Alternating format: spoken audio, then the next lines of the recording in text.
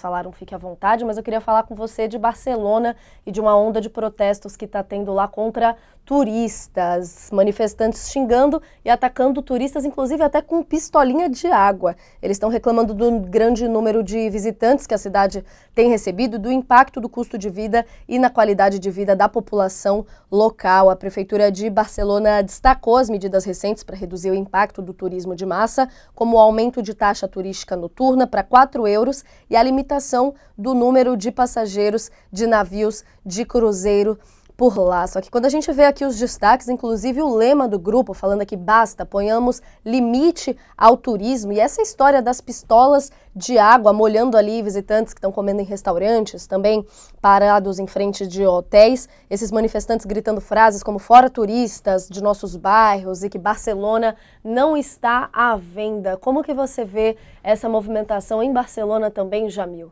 E como isso tudo está conectado de certa forma? Olha, é curioso porque a história de Barcelona não é nova, isso é uma crise, vamos dizer assim, que já dura mais de 10 anos, uma crise que ela começa, na verdade, pelo próprio êxito, sucesso de Barcelona como destino, mas que se apresentava, principalmente dentro da Europa, como um destino barato, para viagens, inclusive de adolescentes no fim de semana, os jovens, etc., que não tem nada de errado com isso, obviamente que não. É a popularidade de Barcelona que explodiu nos últimos, eu diria, 20 anos. Claro, a gente pode remontar lá para a Olimpíada de 92, etc., mas o forte desse processo foi a partir do ano 2000. E aí o que aconteceu? Nós tivemos em Barcelona uma transformação literal de alguns bairros, restaurantes tradicionais passaram a servir um cardápio mais barato para atrair os turistas, e aí vamos dizer assim, o charme daqueles restaurantes, daqueles bairros, foram absolutamente, esses bairros foram totalmente desfigurados, e aí o fenômeno, claro, do aluguel de apartamentos, que em alguns lugares passou a dominar o prédio inteiro.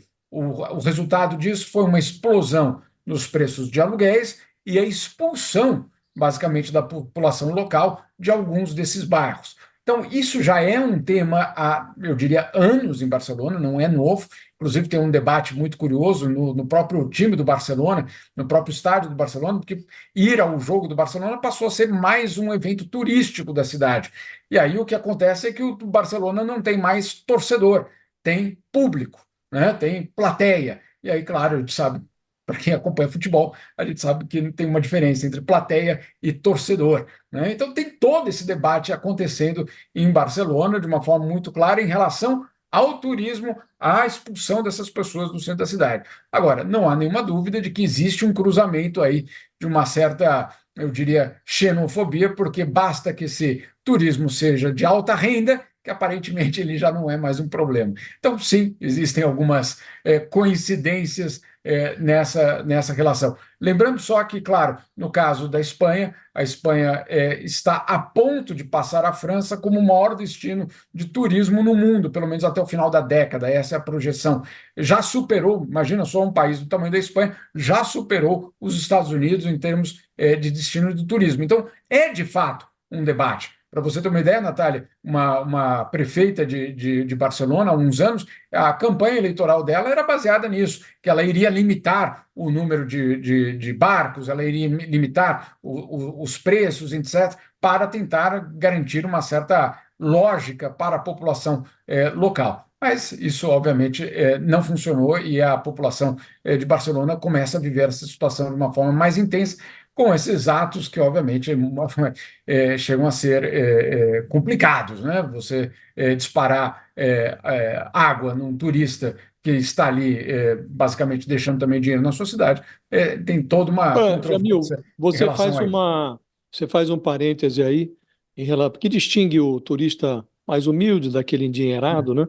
Em que medida a gente pode diferenciar esse movimento que está ocorrendo em Barcelona? É mesmo xenofobia ou é mais um movimento relacionado à qualidade de vida dos locais, que é afetada por por essa grande movimentação de turistas, né? Você acha que aqui também é o caso de classificar como xenofobia? Ou tem aroma de xenofobia? Olha, Josias, o início desse movimento não era, inclusive eu acompanhei, eu tenho dois filhos catalães, tá? Então eu tenho dois filhos de Barcelona, conheço muito bem a situação lá, eles inclusive estão lá neste momento passando férias com os avós.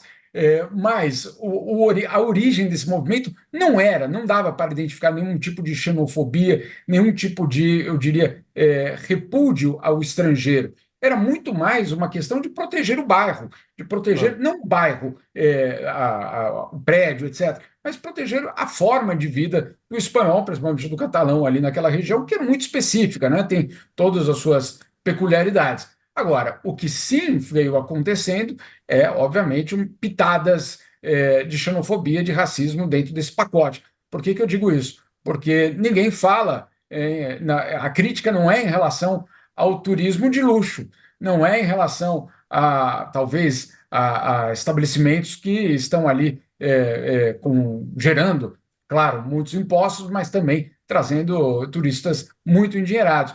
É muito mais uma questão aí do turismo de massa, que é barato, claro que Barcelona continua sendo, em comparação a outras cidades europeias, continua sendo mais barato, e que, claro, gera essa situação. Mas eu insisto, a origem desse movimento não era, não tinha, não, pelo menos não identifiquei nenhuma xenofobia, mas nos últimos anos, sim.